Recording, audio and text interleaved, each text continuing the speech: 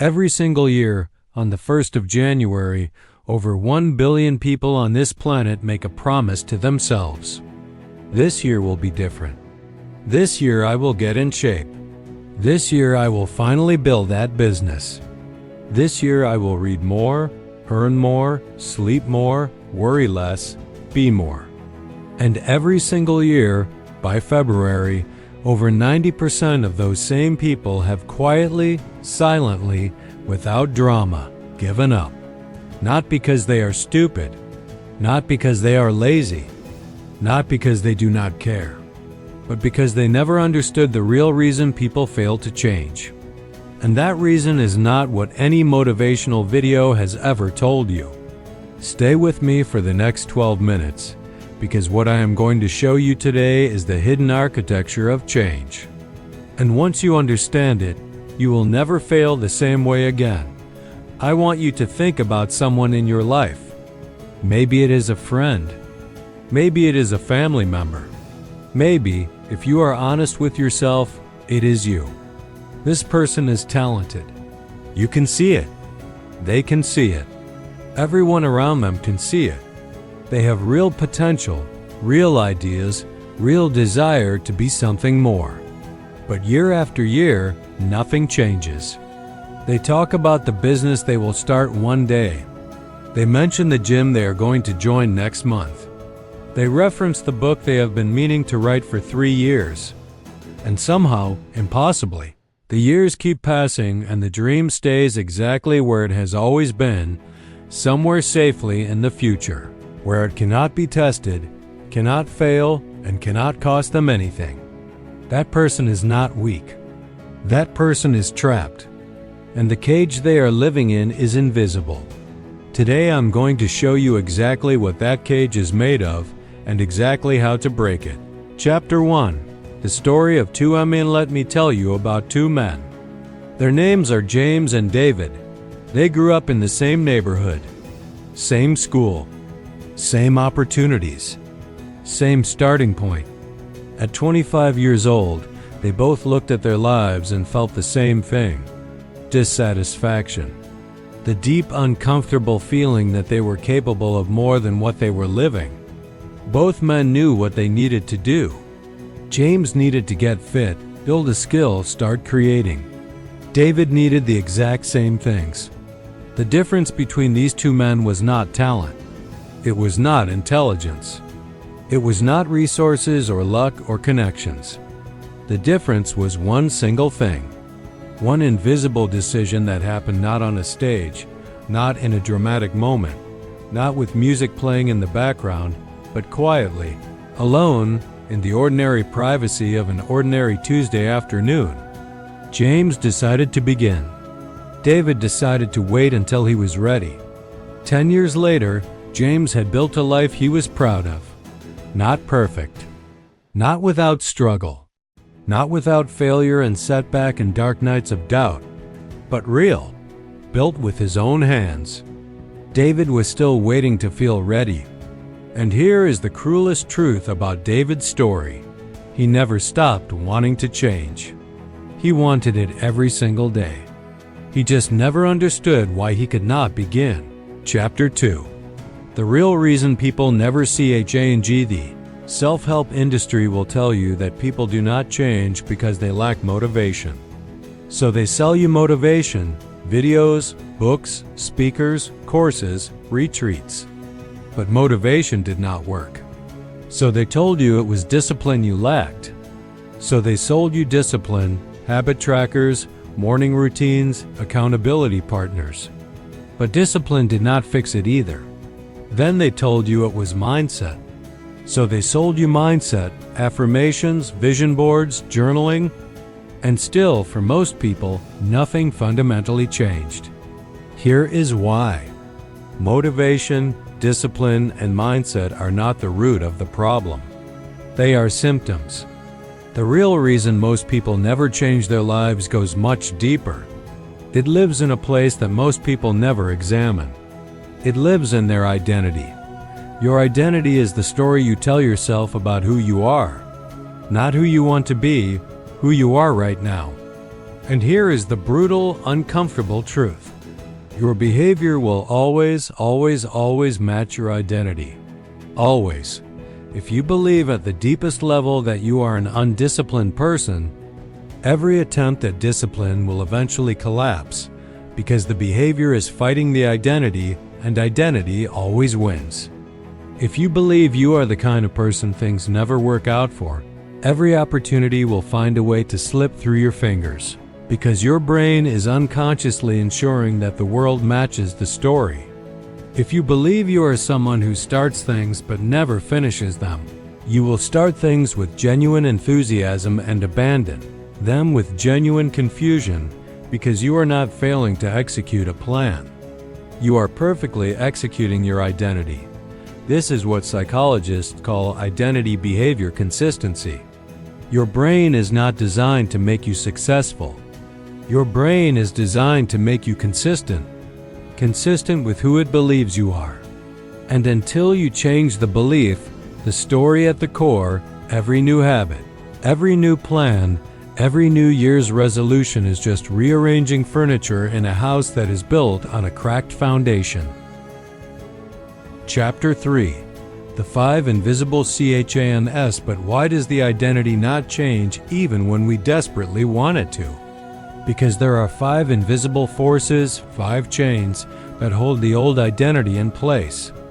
And most people go through their entire lives without ever identifying a single one of them. The first chain is the pain-pleasure trap. Your brain has one primary biological directive: move toward pleasure and away from pain. Change, by definition, involves short-term pain for long-term gain. Waking up at 5 in the morning to exercise is painful today so that you can be healthy in 5 years. Saying no to easy income so you can build something real is painful now so that you can be free in 10 years. But your brain, wired for survival, not for success, does not see the future reward. It sees only the present discomfort, and it pulls you back to safety every single time. This is not weakness. This is ancient biology doing exactly what it was built to do. The problem is that the brain was built for a world where the immediate threat was a predator, not an alarm clock. And until you consciously override that wiring, it will always choose today's comfort over tomorrow's transformation. The second chain is the social environment. You are, whether you like it or not, the average of the 5 people you spend the most time with. Not in a motivational poster sense, in a neurological sense. Your brain constantly scans your social environment and calibrates your sense of what is normal, what is possible, and what is acceptable.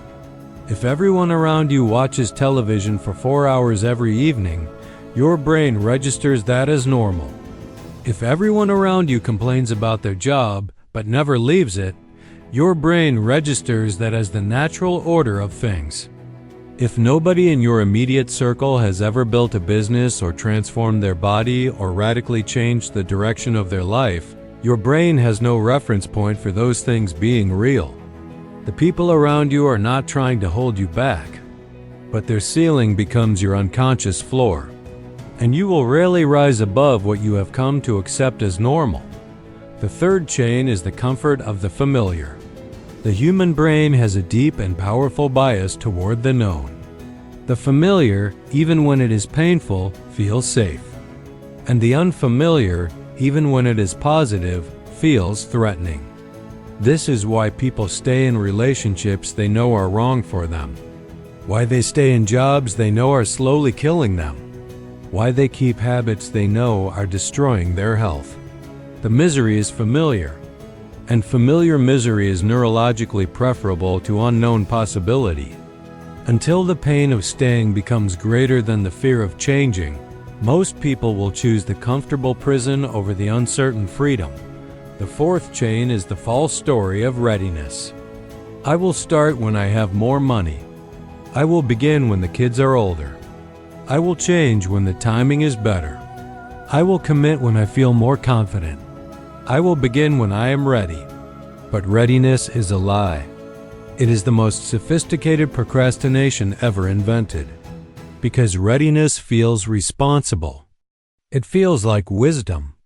It feels like you are being practical and strategic.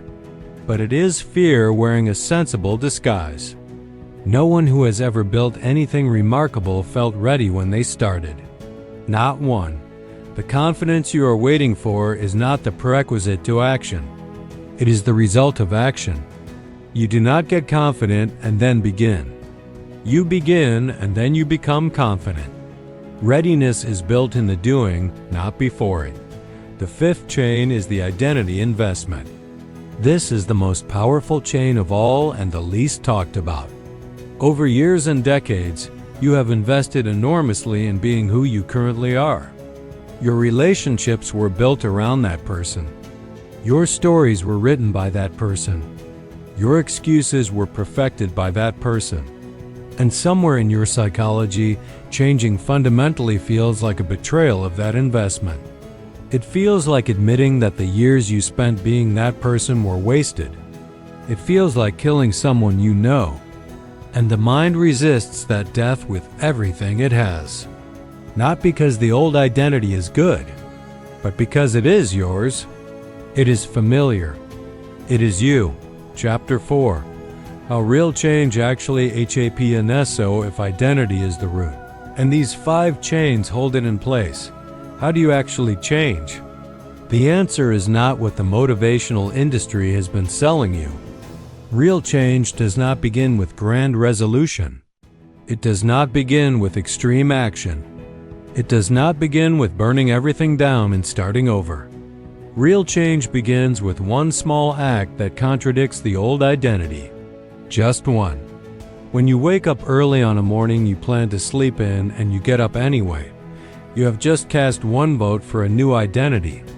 When you do 5 push-ups on a day you told yourself you were not a person who exercises, you have cast one vote. When you write one paragraph of the book you said you could never write, you have cast one vote. None of these actions will transform your life tomorrow. But identity is not built in a day. Identity is built like a wall, one brick at a time. And each brick is a small action that says to your brain, "This is the kind of person I am becoming." The philosopher and martial artist Miyamoto Musashi understood this 400 years before modern psychology had the language to explain it. He called it the way, the path. Not the destination, not the achievement, not the arrival, the way. The daily practice of doing the thing that reflects who you are choosing to become. Musashi did not become the greatest swordsman in history because he was the most talented. He became the greatest because he chose to practice when nobody told him to. He chose to refine when he was already good enough. He chose the way over comfort, over rest, over the approval of others, over the reward of ease. He cast votes for that identity every single day. And the identity compounded. The neuroscience confirms what the samurai knew intuitively. Every time you perform a behavior, the neural pathway associated with that behavior is strengthened. Every time you resist the behavior, it weakens. Change is not a decision made once. It is a decision remade every single day in the small, private, unglamorous moments that nobody sees. The moments between the alarm and the snooze button, between the impulse and the action, between who you have been and who you are deciding to become. Chapter 5. The 3 decisions that change EV or white and G. If you want to actually change your life, not wish for it, not plan for it, but actually do it, you need to make 3 decisions. Not resolutions, decisions.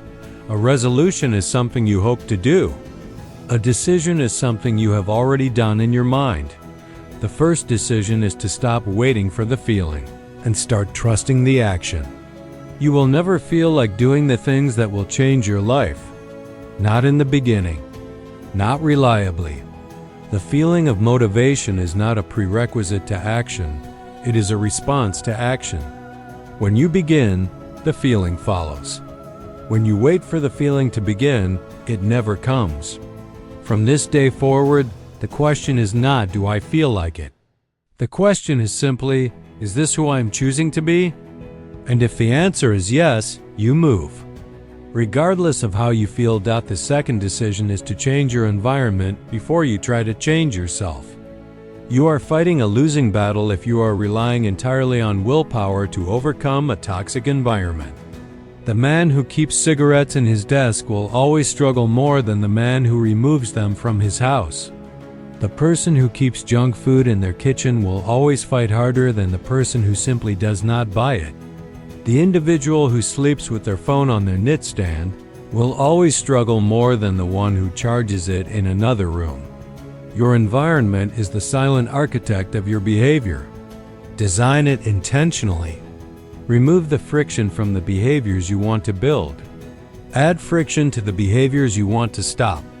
Your future self will thank the version of you who made those structural changes today. The third decision is to embrace the identity before the evidence arrives. Most people wait for results before they believe they have changed. They wait to lose 20 pounds before they call themselves someone who is fit. They wait to make their first dollar online before they call themselves an entrepreneur. They wait for the external proof before they accept the internal truth. But that is the sequence completely backward. The identity must come first. The evidence follows. You must begin to see yourself as the person you are becoming, not the person you have been, and make choices from that place. Not from delusion, not from pretending the work is done, but from a genuine, committed decision that this is who you are now. This is the direction. This is the path. And you walk it whether or not the results are visible yet. Chapter 6. James and David. 10 years later, James and David? 10 years after that fork in the road on an ordinary Tuesday afternoon, I want to tell you something important about both of them. James had changed his life, built his body, built his business, built his confidence, but his path was not a straight line upward. He had failed a business. He had relapsed into old habits. He had gone 6 months without momentum and felt like a fraud. He had days where he questioned everything.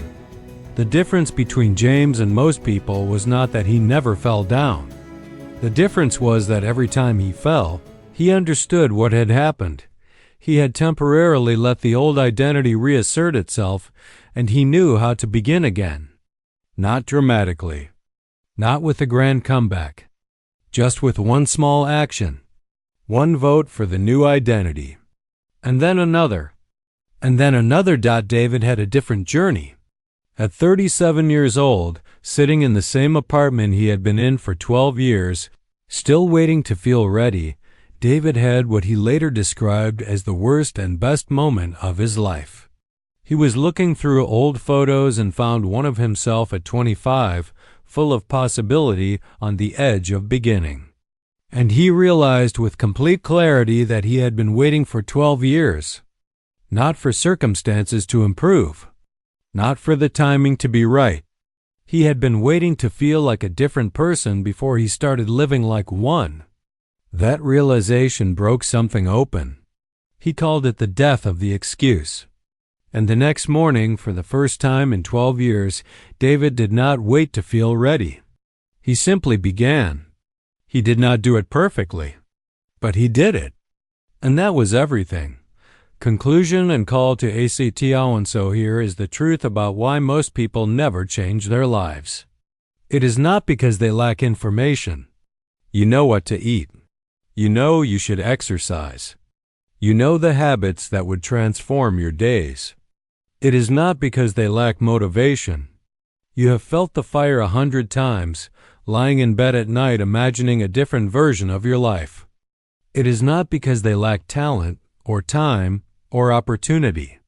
It is because they have never changed the story they tell themselves about who they are. They are still living inside an identity that was written by their past, by their failures, their fears, their environment, the voices of people who told them what was and was not possible for someone like them.